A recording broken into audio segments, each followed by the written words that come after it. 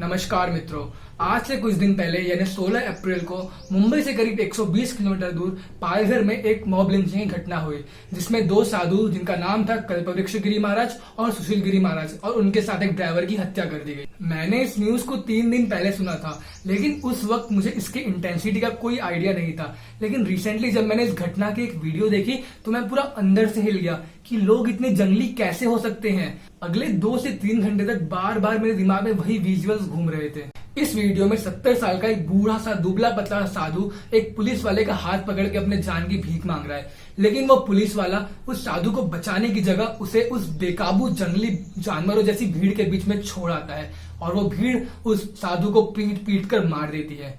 इस विजुअल पे हम आगे वीडियो में और अच्छे से फोकस करेंगे कि एग्जैक्टली उस दिन वहां पे क्या हुआ था। फिर मेरा मन जब थोड़ा शांत हुआ तब मैंने इस इंसिडेंट पे काफी रिसर्च किया, बहुत सारे वीडियोस देखे, बहुत सारे स्कॉलर्स के पोस्ट पढ़े एंड सोशल मीडिया पे भी बहुत सारे पोस्ट एंड ट्वीट देखे। मुझे बहुत दुख तो तब हुआ कि इतने सीरियस इंसिडेंट को भी लोगों ने हिंदू मुस्लिम के साथ जोड़ दिया है just for few more likes and TRPs. And आजकल कुछ ऐसा बोलो तो लोग जमकर शेयर भी करते हैं। लेकिन इस वीडियो से मैं कोई नफरत नहीं फैलाना चाहता और ना ही मैं हिंदू मुस्लिम करूंगा। इस वीडियो में मैं आपको सारे फैक्ट्स बताऊंगा और सभी के पर्सपेक्टिव को ध्यान में रखते हुए एक अनबायस्ड एंड लॉजिकल ओपिनियन रखने की कोशिश करूंगा। अगर आपको मेरा कोई पॉइंट गलत लगता है तो कमेंट सेक्शन में मुझे जरूर बताएं। तो देखिएगा वीडियो लास्ट तक। तो बिना देर करे चलिए शुरू करते हैं।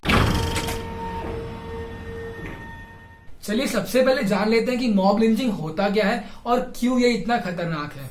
ऐसी घटना जहां पर सामान्य लोगों की भीड़ नियंत्रण खोकर किसी की हत्या कर देती है उसे मॉब लिंचिंग कहते हैं। तो ऐसा कहा जाता है कि भीड़ का तो ना कोई रूप होता है और ना ही कोई स्वरूप होता है, ना वो किसी को देखते हैं ना ही किसी की सुनते हैं, इसलिए उनके सामने जो भी आता है मारा जाता है। उनका जो भी लक्ष्य होता है, जिस भी मकसद से वो इकट्ठे होते हैं, उसे पूरा करने के लिए वो कुछ भी कर सकते हैं और इस केस में भी हमें ऐसा ही कुछ देखने को मिला। आइए देखते हैं। 16 अप्रैल को मुंबई के कांदिवली में रहने वाले जूना अखाड़े के 2 साधुओं को जब मालूम चला कि सूरत में उनके परिचित की मृत्यु हो गई है तो दोनों ने ड्राइवर नीलेश को लेके अंतिम संस्कार में शामिल होने के लिए निकले। मुंबई से करीब 120 किलोमीटर चलने के बाद ये लोग पालघर के गढ़ चिंचले गांव के पास पहुंचे। ये एक आदिवासी मेजोरिटी गांव है जो महाराष्ट्र और सिलवासा के बॉर्डर पे है। ज्यादातर मुंबई से सूरत जाने के लिए लोग दिल्ली मुंबई नेशनल हाईवे यानी NH8 का इस्तेमाल करते हैं, लेकिन लॉकडाउन के चलते इन साधुओं ने हाईवे छोड़कर अंदर अंदर गांव के रास्ते जाने का फैसला किया, जो इन पे बहुत भारी पड़ गया। इस गांव के पास फॉरेस्ट डिपार्टमेंट के एक नाके पर इनकी गाड़ी को रोका गया। साधुओं और फॉरेस्ट डिपार्टमेंट के स्टाफ के बीच बात चली रही थी कि वहां कुछ लोग इकट्ठा होने लगे। इसके बाद साधुओं को पुलिस स्टेशन ले जाया गया, जहां पर इनकी पीट पीट कर हत्या कर दी गई। कहा जा रहा है कि इस इंसिडेंट में करीब 200 से 300 लोग मौजूद थे और वहां 10 पुलिस वाले भी थे। रिपोर्ट्स के मुताबिक पिछले कई दिनों से इस इलाके में चोरों के घूमने की अफवाह फैली हुई थी। इसके बाद गांव वालों ने खुद ही अपने समूह बना के गांव के ऊपर निगरानी करना शुरू कर दिया था। इस घटना में कुछ दिन पहले ही पास के गांव में आदिवासियों की मदद करने जा रहे एक डॉक्टर पर भी इस निगरानी वाले गिरोह ने हमला किया था, लेकिन उस वक्त मौके पर पहुंची पुलिस ने उस डॉक्टर की जान बचा ली। द प्रिंट और कई रिपोर्ट्स के मुताबिक गांव वालों को शक था कि ये लोग गांव में शराब चुराने आए और शराब चुरा के भाग रहे थे। 70 साल का एक बूढ़ा दुबला पतला सा इंसान और उसके साथ एक साधु और एक ड्राइवर। इन इंसानों के पहनावे और शरीर को देखकर ही क्लियर समझ में आता था कि ये चोरी करके नहीं भाग रहे हैं। अगर भीड़ को जेन्युइनली चोर और शराबी चाहिए था तो भीड़ उनके गाड़ी में भी देख सकती थी कि क्या गाड़ी में और कोई है, क्या गाड़ी में कोई चोरी का सामान है। लेकिन ऐसा कुछ करने के बजाय लोगों ने उनको मारना सही समझा। लोग चाहते तो उन्हें पुलिस के पास भी ले जा सकते थे, लेकिन उस भीड़ ने उन्हें उल्टा पुलिस के सामने ही मारा। इससे हमें सीधा लॉ एंड ऑर्डर का फेलियर दिखाई देता है और ये भी समझ में आता है कि कैसे इन लोगों को पुलिस से बिल्कुल डर नहीं लगता। तो चलिए हम उन विजुअल्स को एक बार फिर से देखते हैं।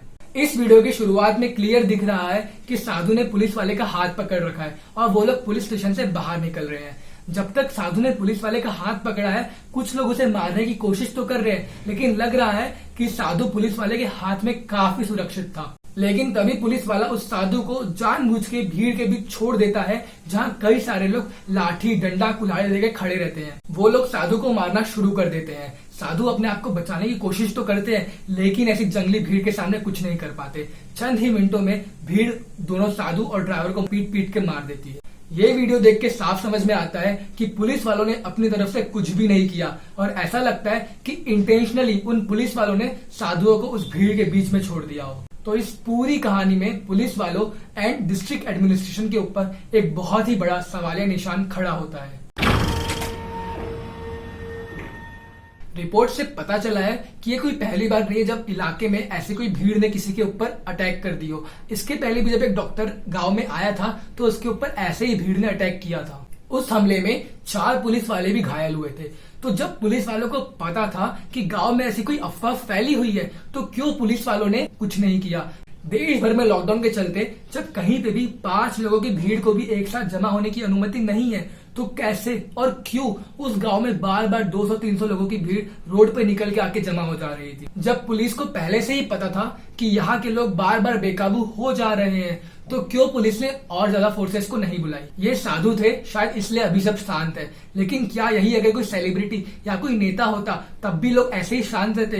क्या तब भी पुलिस वाले ऐसे ही भीड़ के बीच में उनको छोड़ देते? माना कि आज पुलिस वाले भगत सिंह या शिवाजी महाराज नहीं है और ना ही वो उन 36 सिख के समान है जो एक साथ 10,000 अफगानियों से लड़े थे, लेकिन पुलिस वाले भीड़ के सामने क्या कर सकते हैं ये हमने उत्तराखंड में ऑलरेडी एक बार देख चुके हैं। यहाँ पे एक पुलिस वाले ने अकेले पूरी भीड़ के सामने एक लड़के को बचाया था और किसी की हिम्मत भी नहीं हुई थी उस भीड़ में कि उस लड़के को हाथ भी लगाया हो। यहाँ तो 10 पुलिस वाले थे, अगर चाहते तो इन तीनों की जान बचाई जा सकती थी, लेकिन मैं तो यही मानूंगा कि इन पुलिस वालों की कायरता के कारण ही 3 मासूमों ने अपनी जान गंवा दी।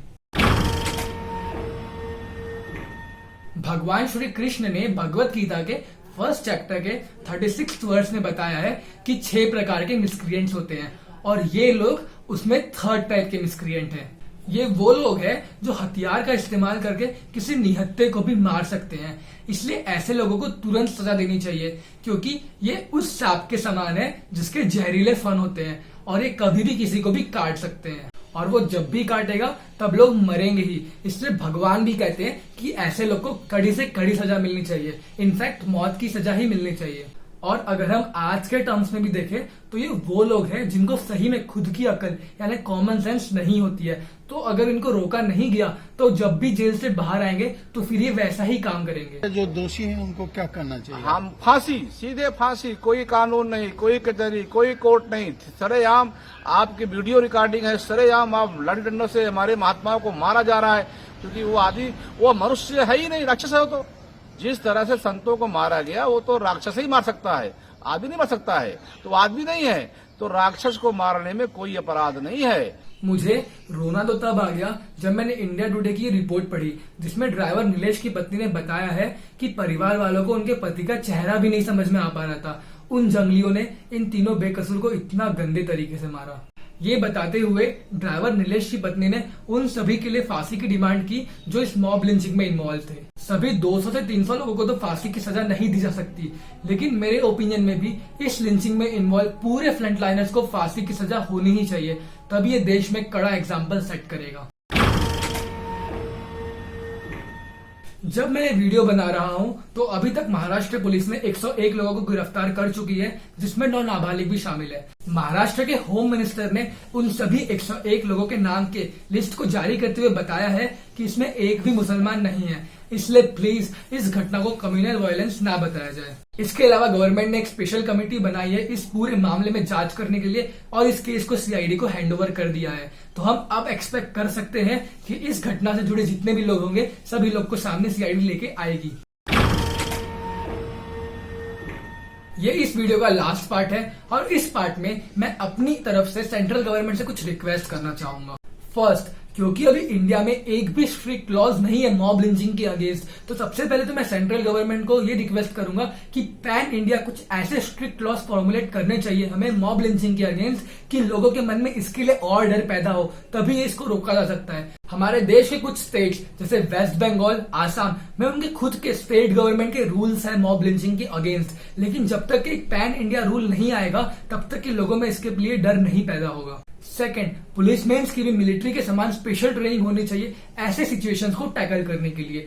और इन मॉब लिंचिंग के केसेस में पुलिसमैन को भी स्पेशल परमिशन देनी चाहिए अपने फायर आर्म्स यूज करने के लिए, even on common public under certain terms and conditions. मैं चाहता हूं कि आप इस वीडियो को अपने सारे सोशल मीडिया प्लेटफॉर्म्स पर शेयर करें और अपने सभी फ्रेंड्स को भी भेजें, क्योंकि अब इसकी ना तो कोई हेडलाइन होनी है, ना ही किसी न्यूज चैनल पर इसका प्राइम टाइम डिबेट होगा। इस वीडियो के लिंक को अपने फेसबुक, इंस्टाग्राम और व्हाट्सएप के स्टेटस में डालकर अपने ओपिनियंस लिखे और मुझे टैग करें, क्योंकि अब सिर्फ आप और मैं ही इसके खिलाफ आवाज उठा सकते हैं। अगर आपने मुझे इंस्टाग्राम और फेसबुक पे अभी तक फॉलो नहीं किया है तो जल्दी से जाके करें। वहां पे भी मैं ऐसे ही करंट अफेयर्स के टॉपिक्स पे शॉर्ट वीडियोस बना के पोस्ट करता हूँ। दोनों की लिंक डिस्क्रिप्शन बॉक्स में दी हुई है। ऐसे ही और वीडियोस देखते रहने के लिए मेरे चैनल को जरूर सब्सक्राइब करें और बेल आइकन भी दबा दीजिएगा। तो आप घर पे रहिए, स्वस्थ रहिए, मस्त रहिए। मिलते हैं अगले वीडियो में, तब तक के लिए नमस्कार।